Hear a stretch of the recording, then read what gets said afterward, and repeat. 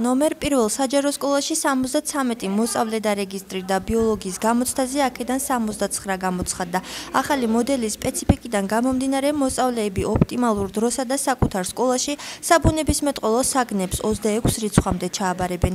ძალიან მნიშვნელოვანი, რადგან 4 გამოცდას ახლა მოვითავებ და საშუალება გვეძლევა, რომ 4 უკეთესად ჩავაბარ. ძალიან მნიშვნელოვანი და გამარტივებულია. ნომერ პირველ საჯარო სკოლა ახალი მოდულით გამოცდებს პირველად მასპინძლობს. საქართველოს განათლებისა და მეცნიერების სამინისტროს დებულების შედეგად გამოცდაზე პასუხისმგებლობა საგანმანათლებლო დაწესებულებებს დაეკისრათ. ჩვენ დავიწყეთ მზადება 2 კვირა უკვე შევქმნით კომისიები, საგნობრივი, სააპელაციო, სამეთვალყურეო და ასე შემდეგ. 78 მოსწავლე დარეგისტრირდა თებერვლის საგამოცდო სესიებზე. აქედან დღეს გამოცხადდა 69 მოსწავლე. მინიმალური ზღვარი 16 ქულიანია. მოსწავლეებს საკუთარი შედეგები 48 საათში ეცოდინებათ.